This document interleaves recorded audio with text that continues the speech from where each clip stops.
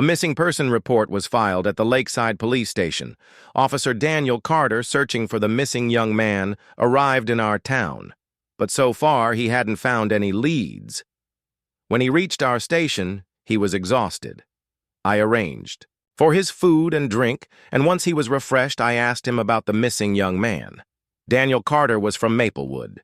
He was around 30 to 32 years old. Tall, strong, and fit.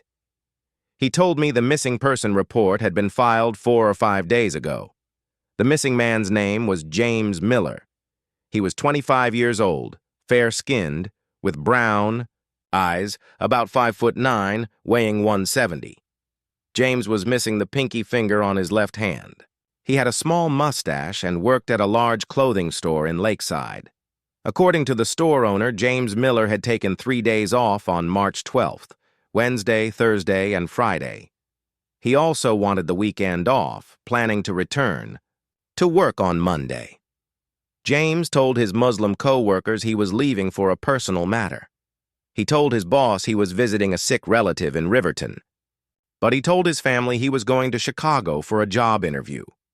A close friend claimed James was in love with a girl and had taken her on a trip. But Officer Carter's investigation showed James boarded a bus, alone. No girl accompanied him. No missing girl report had been filed anywhere. And no one from James's neighborhood was missing either. A friend named Alex mentioned James often spoke about a girl named Sarah.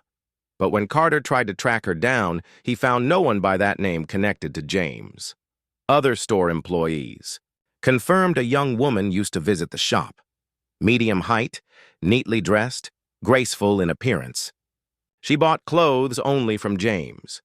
No one knew her name. Maybe she was Sarah. Maybe not. The missing person report was filed by James's father, Robert Miller, on March 23rd.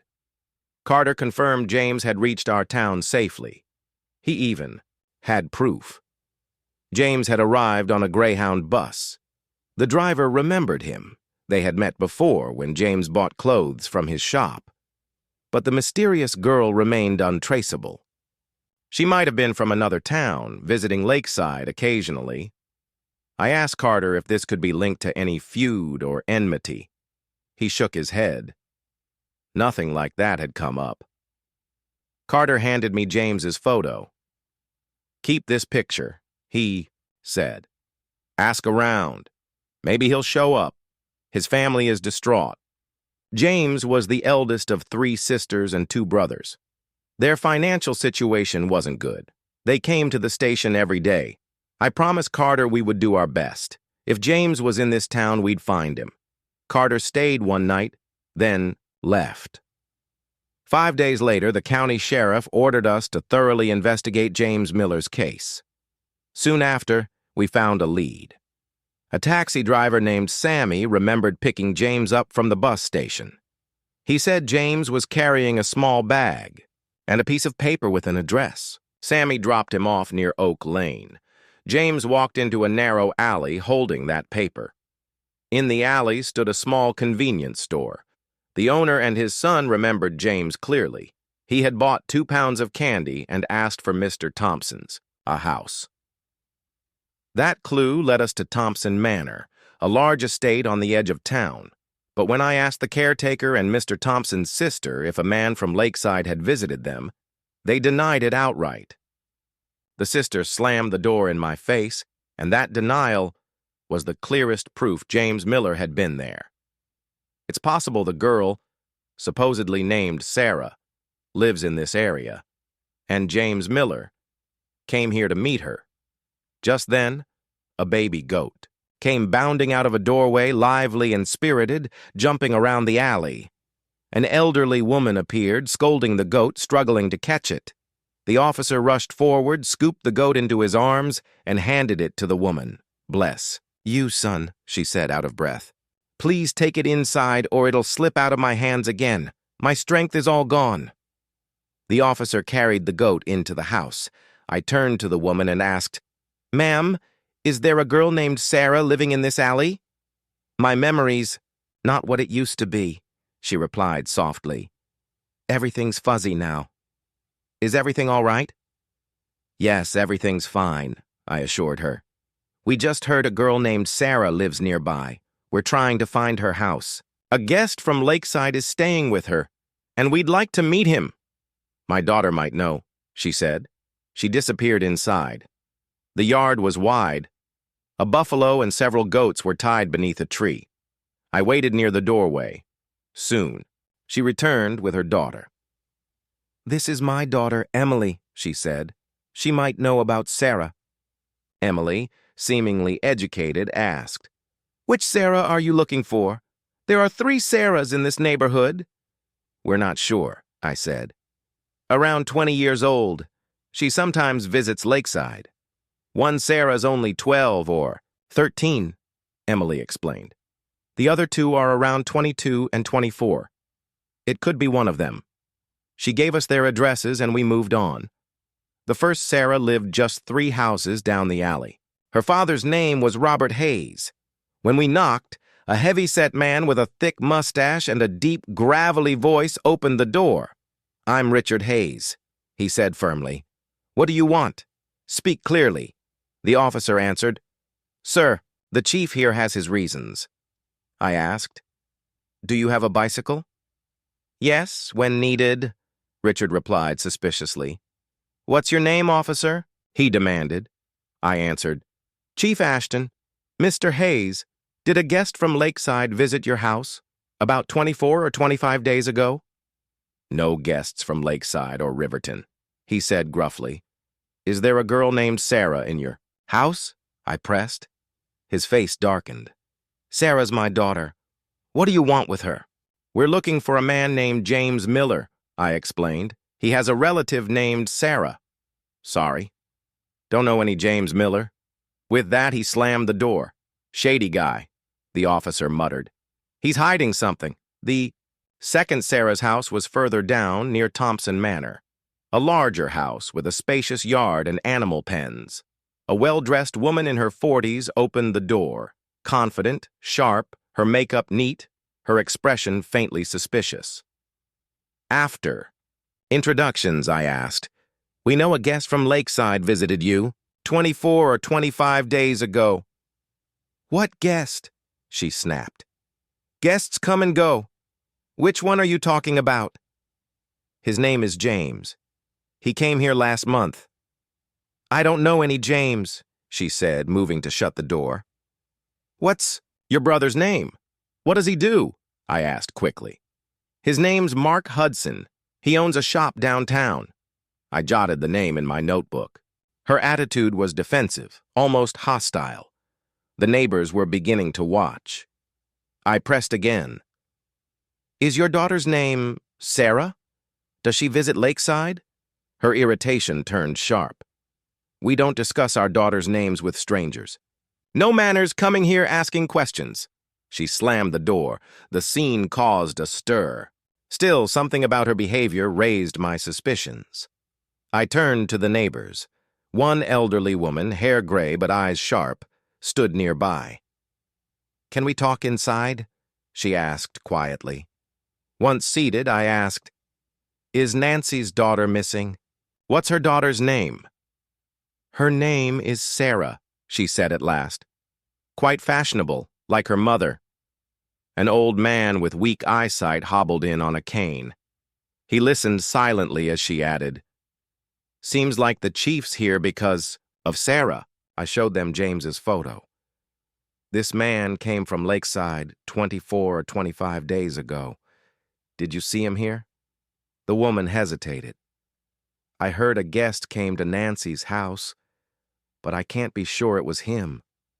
Suddenly, a boy, of 14 or 15, lingering by the doorway, exclaimed, That's him, the same guest. I even talked to him. He was at Nancy's house. It began to look like a love story gone wrong. I asked the woman, What kind of person is Nancy? Don't ask, she muttered. They say her husband died, and since then, she's been trouble, flashy, reckless. Her daughter Sarah's, the same. She once brought a boy from Lakeside, the woman added. Nancy threw him out. I don't know how long James stayed, but she wouldn't have let him stay more than a night. They're close with Mr. Thompson's family, she warned. Honestly, they should just get married. It's possible the girl, supposedly named Sarah, lives in this area, and James Miller came here to meet her. Just then, a baby goat leapt out of a doorway, lively and restless. An elderly woman appeared, chasing after it, struggling to catch. "Hold!" The officer rushed forward, grabbed the goat, and handed it back to her. "Bless you, son," she said softly. "Take it inside, please. My hands aren't strong enough anymore." The officer carried the goat into the house. I turned to the woman and asked, "Ma'am, is there a girl named Sarah living in this alley?" "My memory isn't what it used to be," she replied. "Everything slips away now. Is something wrong?" "No, nothing's wrong," I assured her. "We just heard a girl named Sarah lives here. We're trying to find her house. A guest from Lakeside came to stay with her. We'd like to meet him." "My daughter might know," she said, disappearing inside. The yard was wide. A buffalo stood tied under a tree, goats gathered around. I waited by the doorway. Soon she returned with her daughter. "This is Emily," she said. "She might know about Sarah." Emily, seemingly educated, asked, "Which Sarah are you looking for? There are 3 Sarahs in this neighborhood." "We're not sure," I said. "She's around 20 years. Old. She sometimes visits Lakeside." "One Sarah is only 12, Emily explained. "The other 2 are about 22 and 24. Could be either one." She gave us their addresses and we moved on. The first Sarah lived just 3 houses down. Her father's name was Robert Hayes. We knocked. A heavy-set man with a thick mustache and gravelly voice opened the door. "I'm Richard Hayes," he said firmly. "What do you want?" The officer stepped in. "Sir, the chief here has his reasons," I asked. "Do you have a bicycle?" "Yes, when needed," he answered suspiciously. "Did a guest from Lakeside visit your house? 24 or 25 days ago?" "No," he snapped. "No guests from Lakeside or Riverton." "Is there a girl named Sarah in your house?" His face darkened. "Sarah's my daughter. What do you want with her?" "We're looking for a man named James Miller," I explained. "He has a relative named Sarah." "Never heard of him." He slammed the door. "Shady man," the officer muttered. "He's hiding something." The second Sarah lived farther down near Thompson Manor. A large house, spacious yard, animals in the pens. A well-dressed woman in her 40s opened the door. Sharp eyes, makeup neat, but her tone defensive. After introductions, I asked, "A guest from Lakeside visited your house 24 or 25 days ago." "What guest?" she snapped. "Guests come and go. Which one do you mean?" "His name is James. He came last month." "I don't know any James," she said, moving to shut the door. "What's your brother's name? What does he do?" I asked quickly. "Mark Hudson. He owns a shop downtown." I noted the name.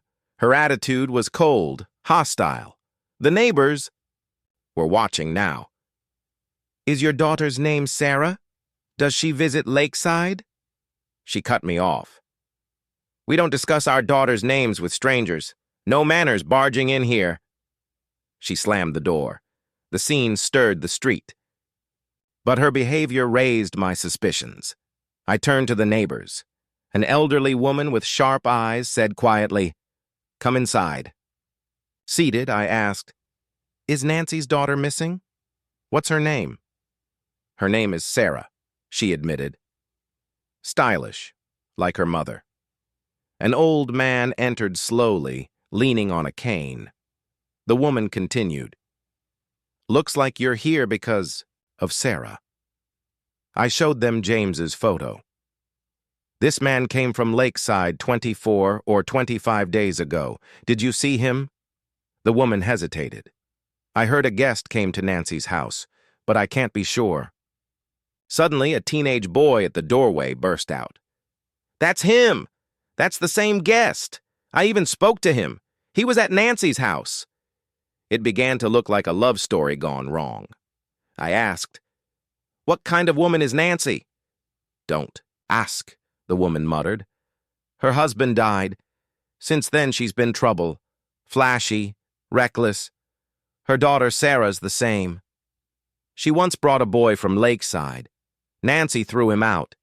I don't know how long James stayed, but not more than a night. They're close with the Thompson family," she warned. "Honestly, they should just get married.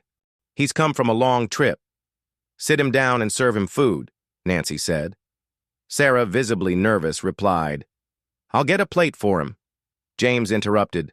"No need to make a fuss. I'm not eating now. This is my future in-law's house. I'll eat when I feel like it." He set his bag down and sat on a rug to the side. Out of modesty, Sarah couldn't speak to James in front of her mother and Mr. Thompson. Nancy ignored James completely, laughing and chatting with her guest. James felt humiliated. On his journey, he had pictured a warm welcome at his future in-law's home. Instead, he was treated like a stranger. After dinner, Mr. Thompson stroked his mustache and asked James, "Young man, what do you do for a living?" Before James could reply, Nancy cut in. "He's just a clerk at a clothing store." Her dismissive tone stung James deeply. When Mr. Thompson left, Nancy turned to James. "You look like a sensible guy, but your behavior makes no sense. Did you come to propose or to be slaughtered like a sacrificial goat?" Flustered, James stammered, "I don't understand what you mean." "Don't play innocent," Nancy snapped. "When proposing, people bring elders," Sarah reminded her. "You told me to invite him. Be quiet," Nancy barked. "In our time, girls stayed silent about marriage. If your father were alive, he'd have torn you apart for this." "Sarah said you wanted to meet me," James explained. "That's why I came." "You should have brought your mother or sister," Nancy replied. "I'm sorry," James said quietly. "Next time, I'll bring my mother." "No need for that now," Nancy said coldly. "I've seen enough. You embarrassed us in front of Mr. Thompson. What will he think? That my daughter can't find a respectable match?" "You're being unfair," James protested. "We're respectable people too." "Respectable?" Nancy scoffed. "You're already defiant before marriage. What'll happen after?" Sarah spoke up. "Mom, you invited him. What's his fault?" A heated argument broke out between mother and daughter. James sat silently, watching. Not even a glass of water was offered. At 10 o'clock, Nancy asked, "Are you leaving now or tomorrow morning?" Sarah protested. "How can he leave? There are no buses this late." "No problem," James said. "If I don't get a bus, I'll spend the night in the waiting room." "You're not going anywhere," Sarah insisted. "I'll get you food. You're our guest." But Nancy pulled Sarah back. "Stop playing host. He needs to get to work. Buses run all night. He'll find one." "You're not leaving," Sarah told James firmly. "Don't ruin your life chasing this girl," Nancy warned him. "I've already given my word to Mr. Thompson." "What?" "Sarah is engaged to Mr. Thompson's son?" James asked in shock. "You know my stance?" Nancy said. "In our family, elders decide. Girls don't argue about marriage." "I'm not a sheep to be traded," Sarah retorted. "I'm educated and independent. If you try to force me, I'll leave home. 2 days, 10 days, whenever I want." Sarah later told me she wasn't surprised. She knew she could out-stubborn her mother, but the next morning James was gone. His bed was empty. He had left without a word. Sarah couldn't believe it. She asked her mother if he had said anything. Nancy shook her head. "No, he was gone before. I woke up. The front door was wide open. Such a rude man. He didn't even wait for us to wake up. And he took the sweets he brought." Sarah was devastated. She cried all day, and for 3 days she didn't speak to her mother. She later went to Lakeside, found work at a primary school, and searched for James herself. But after hearing everything, I became convinced. James never left Nancy's house. Something must have happened that night. Perhaps Nancy, with Mr. Thompson's help, killed him and disposed of the body. I asked Sarah, "What time did you wake on March 14th? "Around 7, she said. "My mother was up before me." "Did you notice nervousness, exhaustion?" "Didn't pay attention. But after breakfast, she complained of a headache and slept until 2 in the afternoon. I told Sarah to return to town within 2 days. We might need her statement. Meanwhile, I questioned the bus drivers and conductors. 6 buses had passed that morning. They studied James's photo carefully. Not one of them had seen him. If he'd been on board, they said, we'd remember. The mornings are quiet. A man like him would stand out. No trains passed through, and travelers like James avoided them. Too slow, too inconvenient. James's father came to me, worried, sick. I couldn't console him. My instincts told me something was terribly wrong. I assigned 2 plainclothes officers to watch Nancy's and Mr. Thompson's houses. On the 3rd or 4th day, Mr. Thompson himself arrived at my station. "Chief," he began, "I'm a respectable landowner. I pay taxes. Your salary comes from my money." He was about 45, healthy, well-dressed, proud. "Mr. Thompson, get to the point," I said. "Are we your servants?" "I'm speaking plainly," he replied. "We pay taxes so the government protects our honor.